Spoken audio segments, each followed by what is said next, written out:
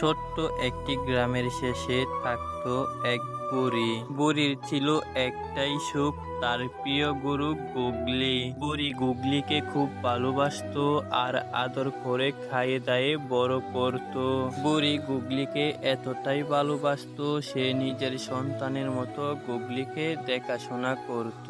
একদিন বুড়ি বলল, এই গবলি হলো আমার নিজের সন্তানের মতো, ওকে আমি ছেড়ে থাকতে পারি না। ওকে যদি আমার কাছ থেকে কেউ কেড়ে নেয় তাহলে আমি থাকতে পারবো না।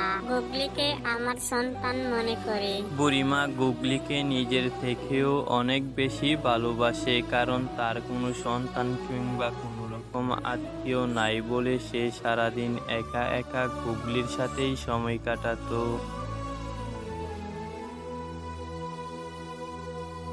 আর রাত হলে বুড়িমা ঘরের ভেতর এসে শুয়ে পড়তো আর গুগলিকে বাইরেই ছেড়ে দিত। গুগলি নিজের মতো জায়গা নিয়ে সেখানেই দাঁড়িয়ে থাকতো।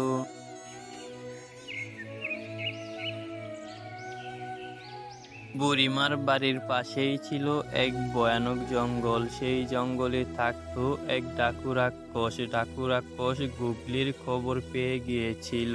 এই ডাকু রাক্ষস ছিল অনেক ভয়ানক, মানুষের শখের জিনিস চুরি করে এনে খেয়ে ফেলতো। বুড়িমার গুগলি গরুটা হয়তো অনেক মোটা তাজা হবে, অনেক দিন ধরে তো লালন পালন করছে। একদিন রাতের বেলায় গিয়ে আমি সেই গরুটা নিয়ে আসবো আর অনেক মজা করে খাবো। অনেকদিন হয়ে গেল মোটা তাজা গরু খাইনি। বুড়িমার গরুটা খেয়ে নিলে আমার তিন দিন কোনো রকম খাবার খাওয়া লাগবে না। রাতে যাব গরুটা আনতে। বুড়িমার গুগলির উপর ডাকু রাক্ষসের লোভ ছিল, তাই ডাকু রাক্ষস আজ রাতের বেলায় গুরুকে নিয়ে চলে আসবে। কিন্তু এই বিষয়ে বুড়িমা কিছুই জানতো না। বুড়িমা প্রতিদিনের মতো গুগলিকে যত্ন করে খাবার দাবার দিল। বুড়িমার গুগলি ছিল সন্তান, তাই সে খাবার দাবার দিয়ে সামনেই দাঁড়িয়ে থাকতো। এর কিছুক্ষণ পরে সূর্য ডুবে যায় আর অন্ধকার নেমে আসে। অন্ধকার রাতে গরুটা প্রতিদিনের মতোই বাইরে ছিল আর বুড়িমা ঘরের ভেতর গিয়ে ঘুমিয়ে পড়েছিল। রাত যখন ধীরে ধীরে গভীর হচ্ছিল আর ওইদিকে ডাকু রাক্ষস গুগলিকে নেওয়ার জন্য বুড়িমার বাড়ির দিকে আসছিল। এরপর যখন ডাকু রাক্ষস বুড়িমার বাড়িতে আসলো, এত বড় গরু দেখে ডাকু রাক্ষস অবাক হয়ে যায়। এই গুগলি গরু তো অনেক বড়, আমার জীবনেও অত বড় গরু দেখিনি। বুড়ি জেগে ওঠার আগে আমাকে গরু নিয়ে চলে যেতে হবে। এরপর ডাকু রাক্ষস গুগলির দিকে এগিয়ে যায় আর গুগলির শিঙে ধরে টানতে টানতে ডাকু রাক্ষসের গুহার দিকে নিয়ে যেতে লাগলো। এরপর ধীরে ধীরে গুগলিকে নিয়ে ডাকু রাক্ষস তার গুহাতে চলে আসলো। এরপর ডাকু রাক্ষস গুহাতে এসে গুগলিকে সাইডে রেখে গুগলিকে টানতে টানতে নিয়ে আসার কারণে ডাকু রাক্ষস অনেক ক্লান্ত হয়ে যায়। ডাকু রাক্ষস ক্লান্ত হওয়ার জন্য তার গুহার দেওয়ালে পিঠ লাগিয়ে ঘুমিয়ে পড়ল।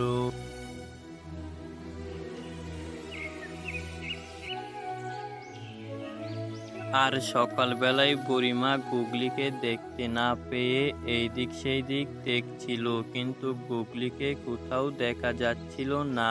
এ কি, আমার গুগলি কোথায়? গুগলি, আমার গুগলিকে কে নিয়েছে? বুড়িমা গুগলিকে দেখতে না পেয়ে অনেক কষ্ট পেয়ে কান্না করছিল, কারণ বুড়িমা গুগলিকে গরু ভাবতো না, সে তার নিজের সন্তান ভাবতো। এরপর বুড়িমা কান্না থামিয়ে বলল, এভাবে কান্না করলে কিছুই হবে না। আমি আমার গুগলিকে ফিরে আনবো। গুগলি, তুই চিন্তা করিস না, আমি তোকে সন্তানের মতো ভালোবাসি। আমি আসছি।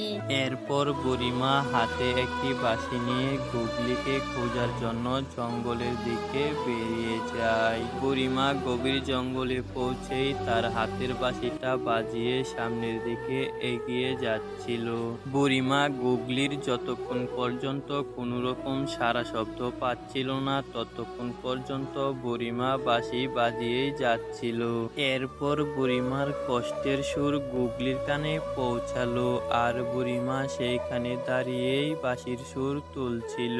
গুগলি আর সেইখানে থাকতে পারলো না, ছুটে চলল বুড়িমার কাছে। আর ডাকু রাক্ষস ক্লান্তের জন্য এখন পর্যন্ত পড়ে পড়ে ঘুমাচ্ছে। ডাকু রাক্ষসও কোনো কিছুই বুঝতে পারলো না।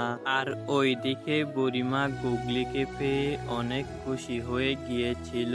গুগলি, তুই আমার বাঁশির সুর শুনে চলে এসেছিস, আমি অনেক খুশি হয়েছি।